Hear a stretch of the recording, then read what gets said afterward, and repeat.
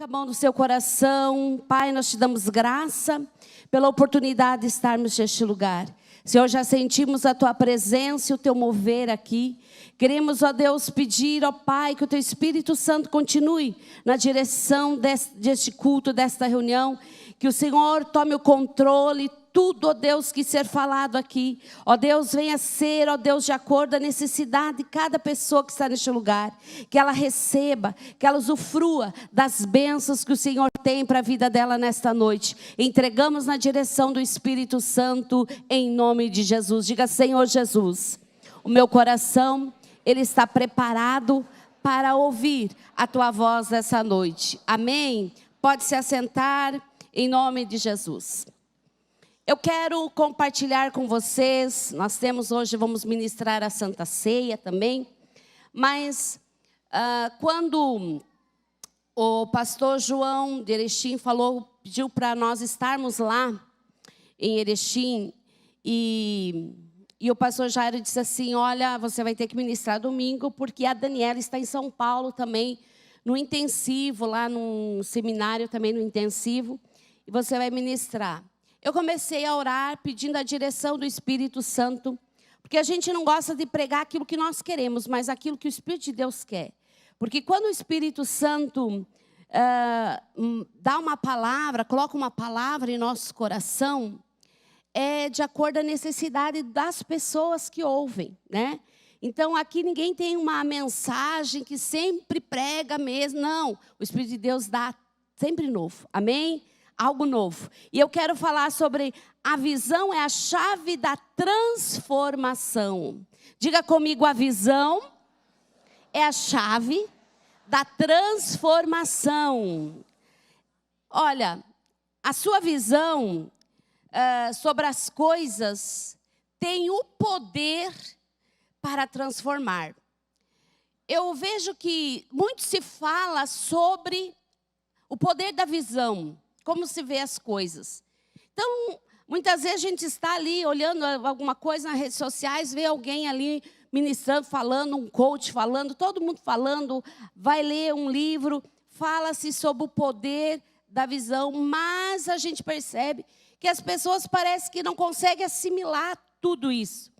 Ela não entende que aquilo que nós conseguimos visualizar é o que nós vamos conseguir conquistar.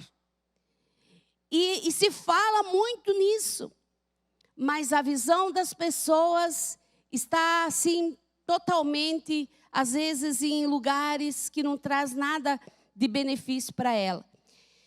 E nós não entendemos que a conquista hoje, ela depende muito mais de nós do que de Deus. Você sabia? Que a nossa conquista, a nossa vitória depende muito mais da nossa reação, das nossas atitudes mediante as circunstâncias do que em Deus.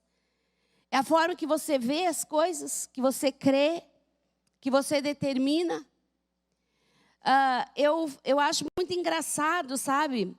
O pastor, eu já falei, eu comentei aqui, acho que no Encontro Casais, que eu disse assim para ele, amor, eu acho que você está perdendo cabelo. Ele disse assim para mim, não estou não. Amor, olha aqui, está nascendo muito, olha aqui. Ó. E ele estava perdendo muito cabelo. E eu sempre dizendo, você precisa orar, repreenda essa queda aí, homem, vamos lá, faz uma coisa. Ele nunca aceitou. Eu falei várias vezes para ele que estava acontecendo aquilo, porque eu achava nas outras. Mas ele nunca aceitou a palavra que ele estava perdendo cabelo. Ele sempre dizia não e não e não. E não é que eu estou vendo com meus próprios olhos que o cabelo dele está voltando ao normal.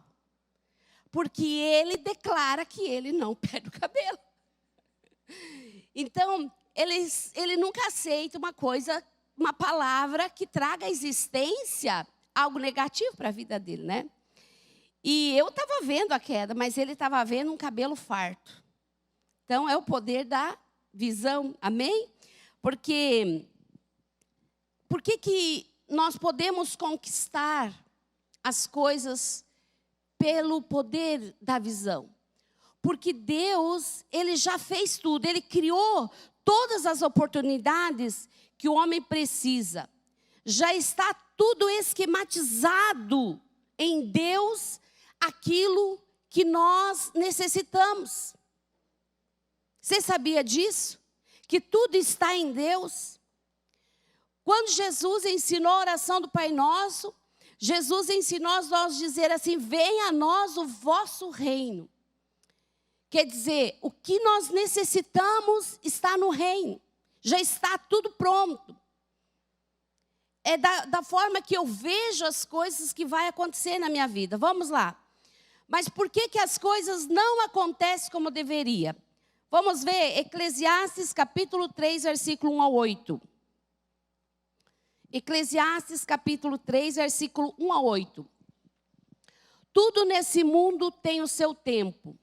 Cada coisa tem a sua ocasião. Há tempo de nascer, ou tempo de morrer, tempo de plantar e tempo de arrancar. Tempo de matar, tempo de curar, tempo de derrubar, tempo de construir. Há tempo de ficar triste, tempo de se alegrar, tempo de chorar e tempo de dançar. Tempo de espalhar pedras, tempo de ajuntá-las, tempo de abraçar, tempo de afastar.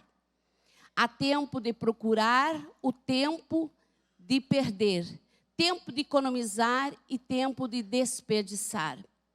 Tempo de rasgar o tempo de remendar. Há tempo de rasgar, tempo de remendar. Tempo de ficar calado e tempo de falar. Há tempo de amar e tempo de odiar. Tempo de guerra e tempo de paz. Aqui no versículo 8 da minha tradução diz o tempo de amar e tempo de odiar. Tempo de guerra, tempo de paz. Existe, o que a gente percebe aqui, um tempo específico para todas as coisas acontecerem. Existe um tempo específico para a vitória, para romper, para crescer, para conquistar, para casar. Há tempo para tudo.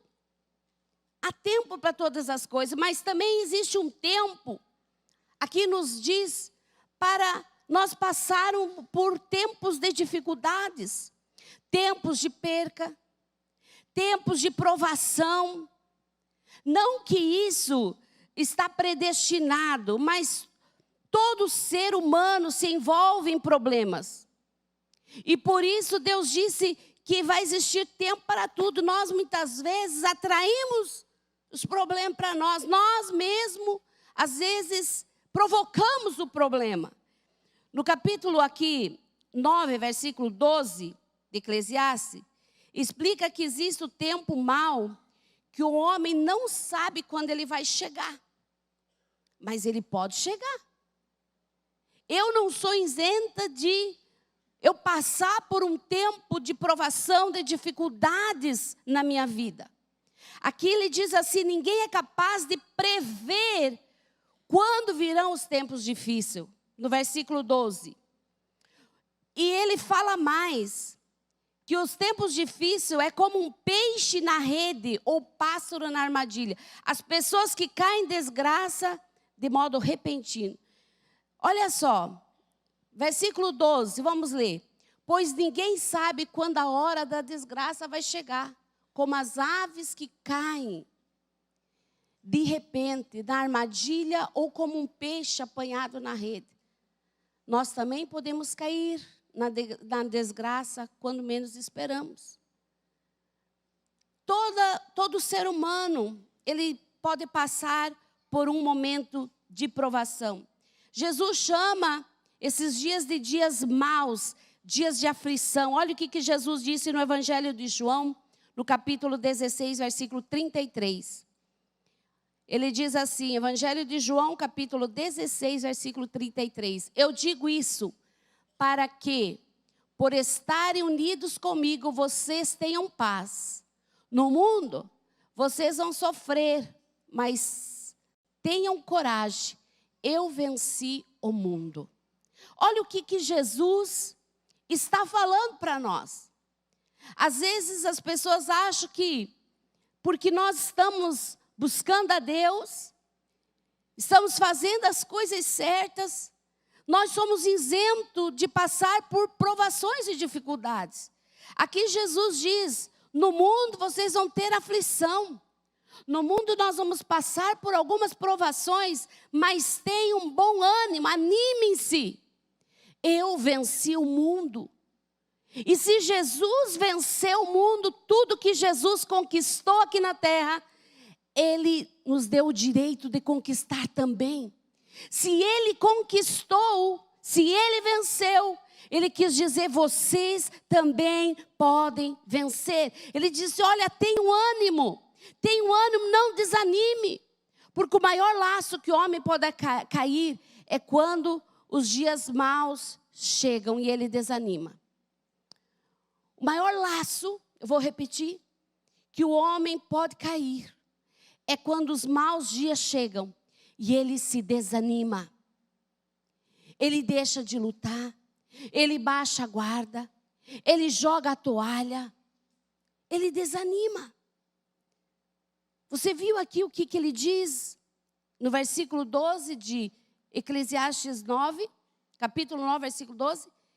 Ninguém é capaz de prever, mas o tempo pode vir como um peixe na rede ou um pássaro na armadilha. As pessoas caem no momento de dificuldade. Os tempos difíceis vêm, mas a questão é: o que eu faço quando os tempos difíceis vêm? Há muitos questionamentos. Às vezes as pessoas elas questionam muito a Deus. Elas questionam por que dá tudo errado para mim. Por que eu não prospero? Por que só aquela pessoa avança, conquista e eu não? Por que eu não sou abençoado? Por que o meu ministério não rompe? Por que a minha profissão não está dando em nada? Por que meus filhos são assim? Por que o meu casamento tem que ser dessa forma? Por que eu sempre tenho necessidade, falta de dinheiro? Por que eu tenho que passar pelo luto, pela dificuldade? Por que meus negócios não dão todos errados? Por que eu faço projeto de vida e as coisas não acontecem? Por que as pessoas conseguem ou não consigo? Há muitos porquê. Só que muitos motivos cooperam para isso. Muitos motivos cooperam para que tudo isso. Muitas vezes, nós mesmos somos o que cavamos os problemas. E às vezes, como diz em Eclesiastes, acontece para nos despertar, para nos amadurecer.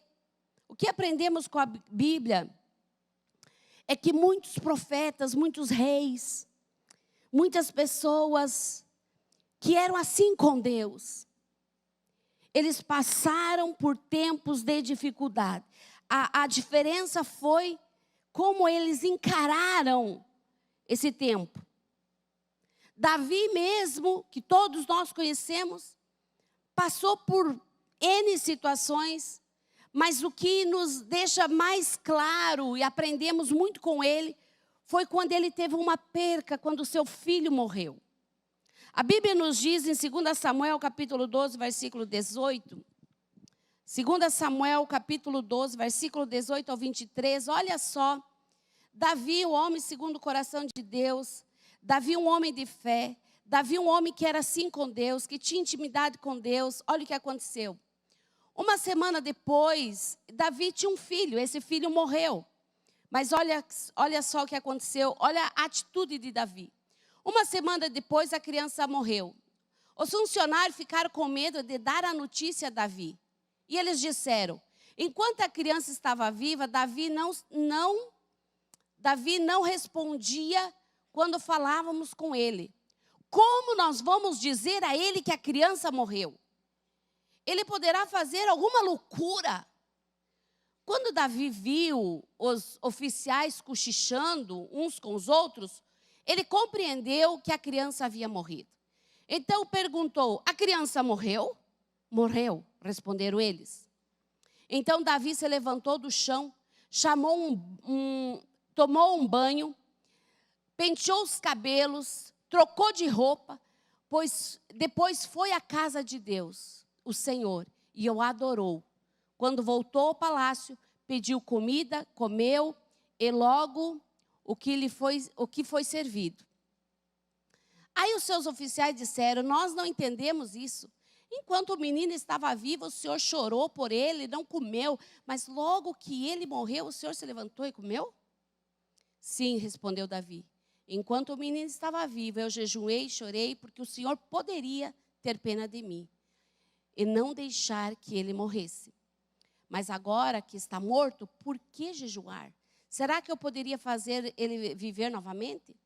Um dia eu irei para o lugar onde ele está, porém ele nunca mais voltará para mim.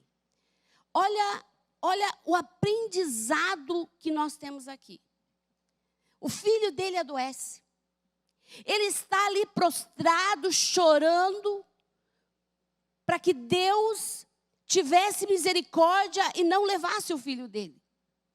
Enquanto havia uma esperança, Davi lutou com Deus e buscou a Deus. Mas quando Deus levou o filho, Davi poderia ter dito: mas como, Deus? Eu estou jejuando, eu estou orando, eu estou lutando, estou buscando, e o Senhor ainda leva o meu filho? Não. Davi entendeu que Deus dá, Deus leva, Deus tem o controle de todas as coisas. Os oficiais, as pessoas em volta ficaram admirados pela reação de Davi. O filho morreu, está morto. Então ele se levanta, toma um banho, penteia o cabelo, troca de roupa, vai, pede comida, se alimenta e ainda dá uma lição, diz: olha, enquanto ele estava vivo eu lutei, enquanto havia uma esperança eu lutei, mas agora eu sei para onde ele foi, um dia eu posso ir com ele. Deus me deu, Deus tirou, louvado seja Deus, como Ló falou. Queridos, a diferença em Deus agir em nosso favor, muitas vezes, é a forma que nós reagimos diante das circunstâncias. Eu sempre falo que Deus é um Deus que fica nos observando quando nós estamos passando por uma provação. O que eu faço?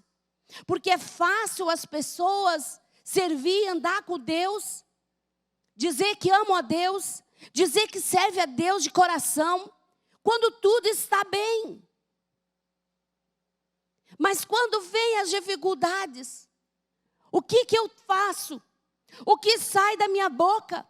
O que Deus vê no meu coração? Como eu reajo dentro da minha casa? Como eu reajo com a minha família? Fico nervoso, nervosa? Eu murmuro? Eu peco com a minha boca? O que eu tenho feito? Essa é a questão. Porque diante daquilo que nós fazemos, reagirmos diante das dificuldades, é o que nós vamos mover os braços de Deus ao nosso favor. Sabe, eu sempre digo assim, Deus, Ele prepara ocasiões, Ele permite coisas acontecer e Ele fica nos observando. Gente, Deus é observador, diga: Deus observa. Ele solta a corda e vê qual é a minha reação. E muita gente é reprovado nesse momento da provação. Isaac, ele enfrentou um tempo de seca terrível. Deus disse para ele que ele deveria ficar em Gerar. Isaac queria ir para o Egito.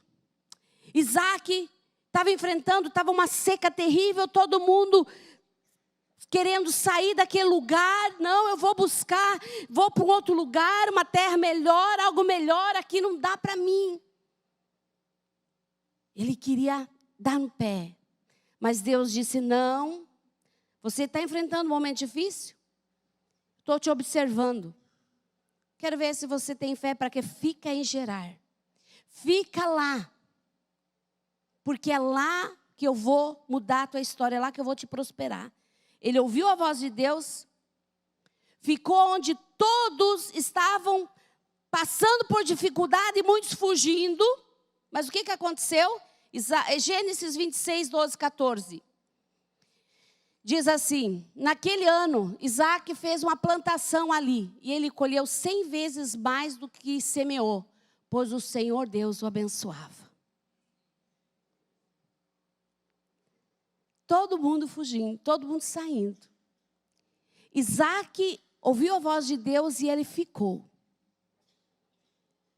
Mesmo diante de uma visão, de um quadro difícil. Ele perseverou confiando naquilo que Deus tinha falado para ele.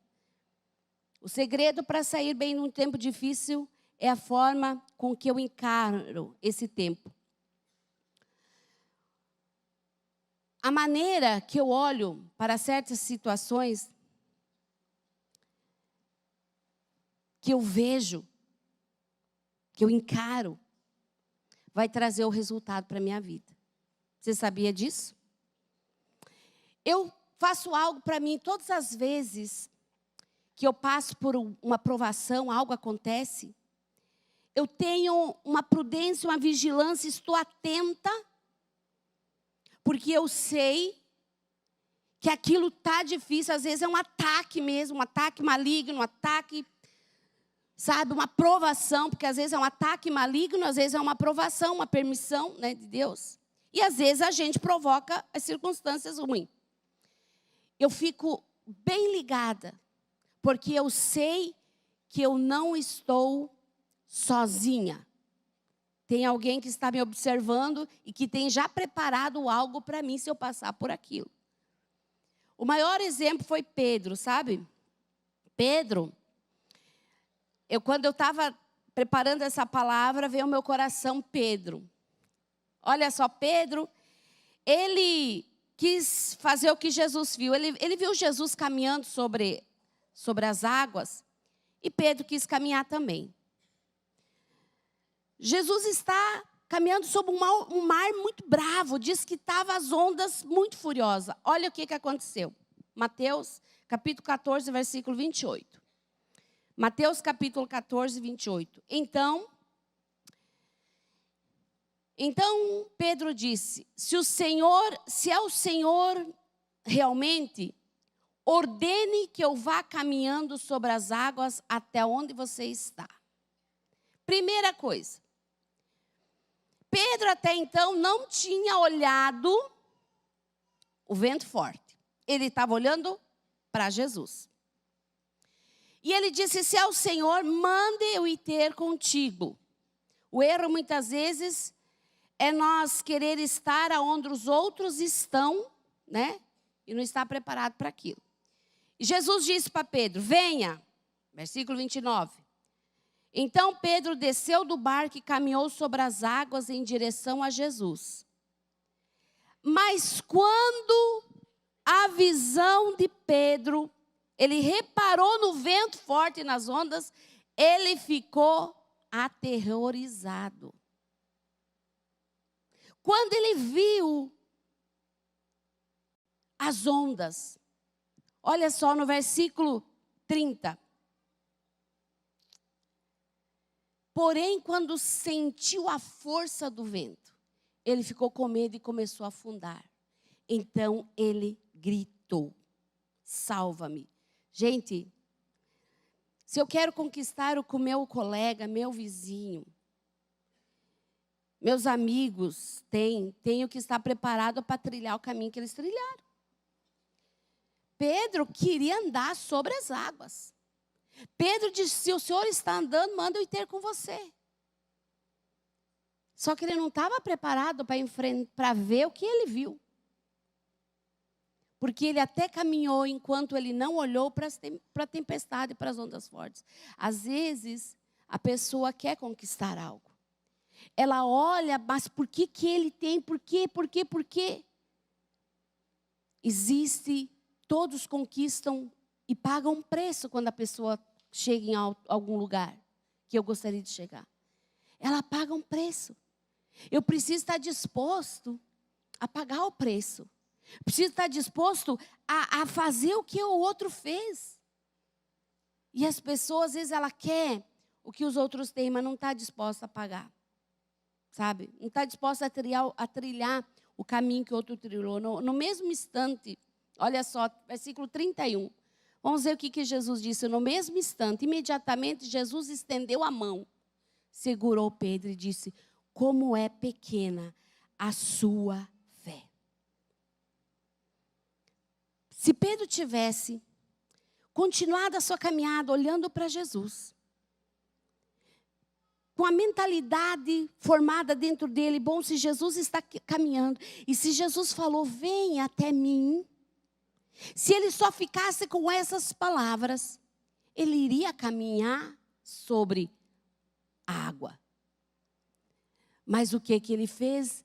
Quando ele sentiu, ele percebeu, ele viu as ondas, ele se apavorou. A nossa visão, muitas vezes, das coisas, o olhar que nós colocamos nos problemas, nas dificuldades, é o que pode nos levar para baixo. Por isso que eu gostei de citar o exemplo do pastor Jair, que ele nunca aceita algo. E eu aprendi isso, e eu também agora sou assim.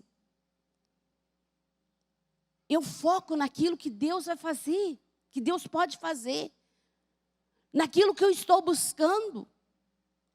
O meu olhar não baixa, o meu olhar não muda, o meu olhar não se desvia para outras coisas. E é isso que nós precisamos aprender. Às vezes nós queremos conquistar tudo, queremos viver o melhor, mas da nossa maneira. Pedro achou que poderia, mas não estava preparado para enfrentar o que ele viu. Deus nos criou, queridos, como um ser visual, né? Às vezes a gente tem acreditado que diz assim, a gente come com os olhos, né? Os olhos, ele é a cortina da alma, né? Deus nos criou assim. Tudo que nós ouvimos, vemos, cria uma imagem dentro de nós. Isso é uma bênção. Parte ser uma grande bênção. Aquilo que conseguimos visualizar pela fé é o que nós chamamos a existência. Porque fé é aquilo que eu não vejo, mas eu creio que Deus vai fazer. Isso é fé, e Hebreus diz. Fé é você crer naquilo que você não está vendo. Você vê, visualiza, você olha pela fé. Você vê as coisas acontecendo, Deus fazendo pela fé. Diga, eu tenho que visualizar o mundo espiritual que Deus pode fazer. A grandiosidade de Deus. Hoje nós olhamos para as redes sociais, para as notícias. Se nós ficarmos olhando, nós vamos entrar em depressão, nós vamos parar de viver. Mas nós temos que olhar nas promessas, naquilo que Deus falou, o que Deus pode fazer. Gênesis 13, versículo 14, diz assim: depois que Ló foi embora, o Senhor disse a Abraão, de onde você está, olhe bem para o norte, para o sul, para o leste, para o oeste. Eu vou dar a você e aos seus descendentes para sempre toda a terra que você está vendo. Até onde os teus olhos alcançar, Deus disse. Aqui Deus está querendo dizer o poder da visão. Olhe, visualize, creia. Crie dentro de você, forme dentro de você os seus sonhos, aquilo que Deus... E creia nisso e não desista disso. Mesmo que as circunstâncias sejam contrárias, talvez você está vivendo o tempo de perca, mas mais para frente vai ter o tempo da conquista, o tempo da vitória. Hoje o tempo está de enfermidade, mas amanhã o tempo vai ser de saúde, de paz, de alegria, de prosperidade, de cuidado. É tempo que você pode estar vivendo, mas está em Deus aquilo que você vê, aquilo que você sonha, aquilo que você almeja, está com Ele. Creia nisso. Deus disse, olha até onde a tua visão alcançar, eu vou te dar. Aqui Deus mostra o poder da visualização. Mas como eu estava falando, que também a visualização pode armar esses laços para nós, né? Uma imagem de tempos difíceis. Ou a imagem, quando nós olhamos ou guardamos tempos ruins, tempos negativos, e nós temos medo aí de visualizar coisas novas. Porque o inimigo mantém alimentado em nós aquele tempo de fracasso. E mantém um sentimento que a pessoa diz assim, ela tem complexo daquilo, porque ela viveu um tempo difícil.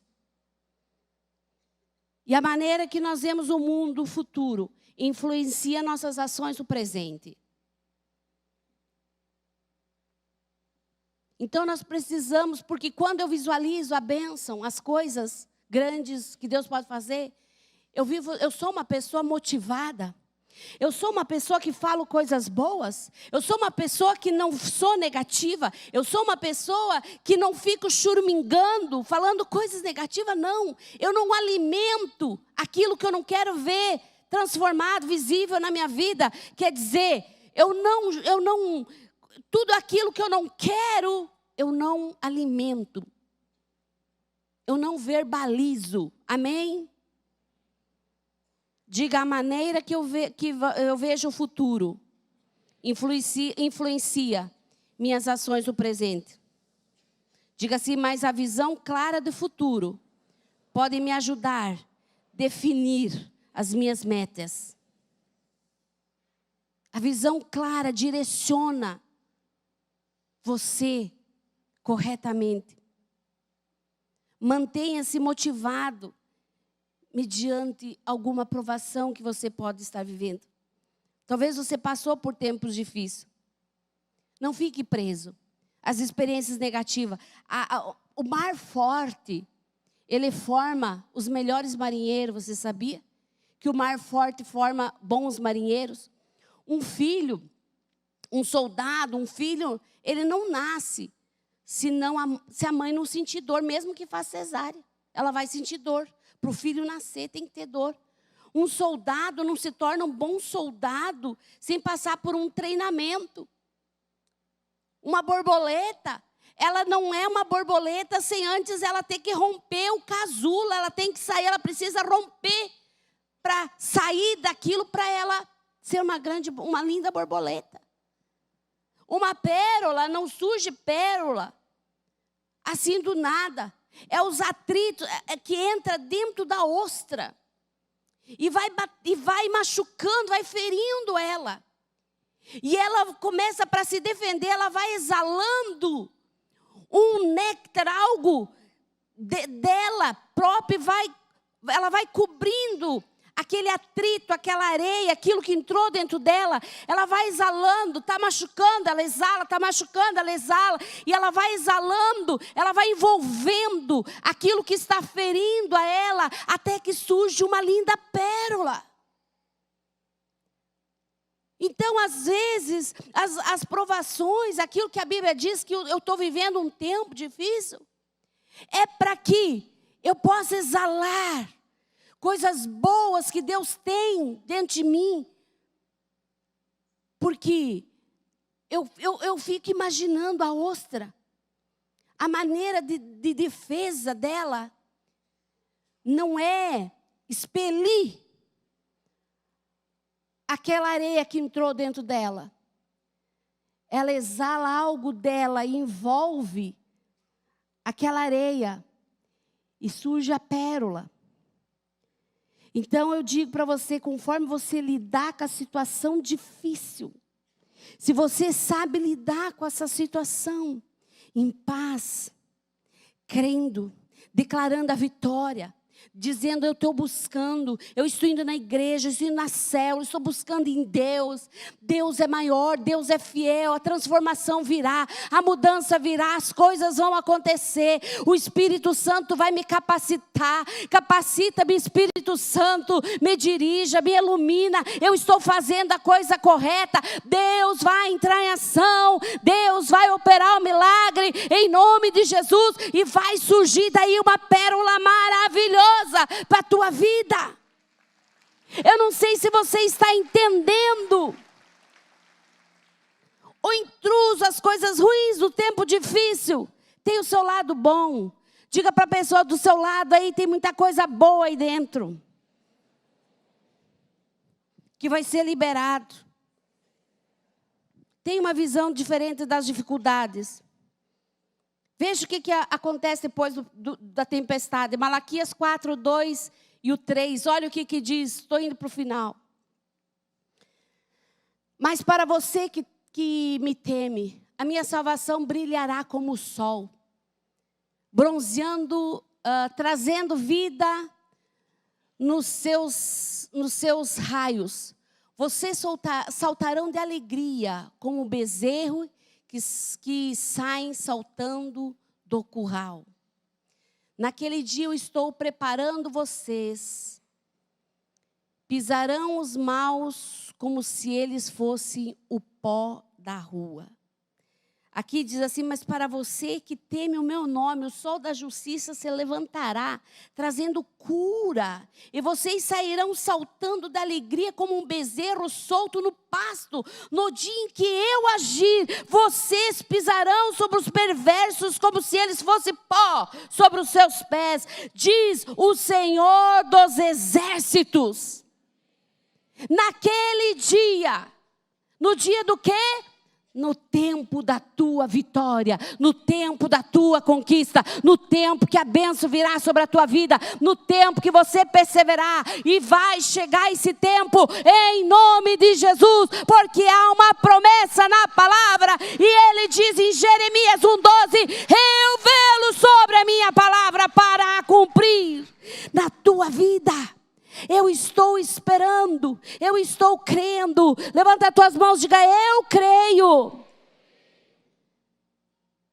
Olha para alguém aí e diga assim, o tempo difícil é só um tempo.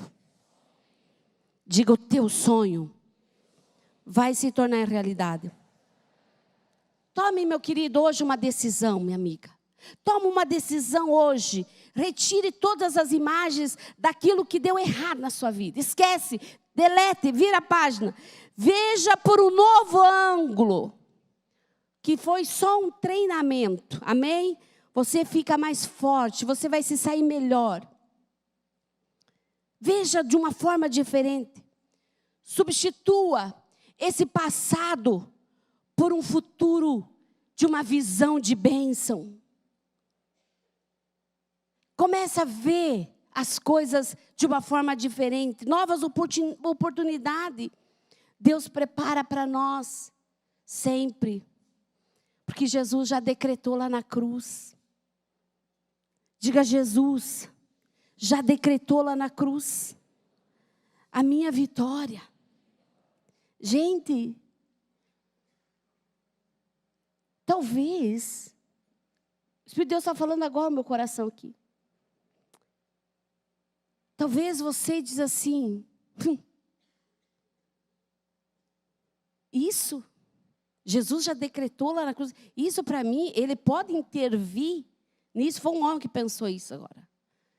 Ele pode intervir nisso, é um negócio que você quer fazer e está muito, muito, muito difícil. Ele pode intervir. Eu vou dizer para você, já está esquematizado no céu. Já está tudo feito. Já está pronto. Creia. Persevere e continue confiando. Porque Deus vai fazer acontecer. Apocalipse 21:5 diz, aquele que está sentado no trono disse, eis que eu faço nova todas as coisas. Então ele me disse, põe isso por escrito, porque eu lhe digo, é verdadeiro e digno de confiança. Jeremias 29:11. Jeremias 29:11. Só eu conheço os planos que eu tenho para vocês. Prosperidade e não desgraça, e um futuro cheio de esperança. Sou eu, o Senhor quem está falando. Pode aplaudir a Ele? Aleluia. Se coloque em pé. O Espírito Santo está falando ao meu coração aqui. Que essa palavra hoje foi para você que tem vivido tempos difíceis. Para você que pode enfrentar um tempo difícil. Mas não baixe a guarda, não pare de crer. Continue crendo e avançando. Vigia teus lábios. Como Davi diz, põe guarda na minha boca. Satanás quer que você libere palavras negativas. Palavras de murmuração. Davi falou assim, Senhor, põe um guarda aqui, ó. Libere, verbalize aquilo que você crê que Deus vai fazer. Aquilo que você crê, que você sabe que Deus pode fazer. Coloca a mão no teu coração assim. Diga assim comigo, Pai, em nome de Jesus, hoje eu te peço que remova da minha mente todo pensamento e imagem dos problemas, fracassos que eu já atravessei. Liberte-me dessa teia, dessa rede de medo. Crie em mim imagens de vitória. Crie em mim imagens de vitória das oportunidades que o Senhor já preparou para a minha vida. Diga bem forte, hoje. Mais forte, levanta a tua voz, levanta a tua cabeça e diga, hoje eu sou livre para prosperar, para ser feliz, para ter saúde, para ter paz e viver todas as bênçãos que o Senhor prometeu para a minha vida. Bênçãos conquistadas por Jesus.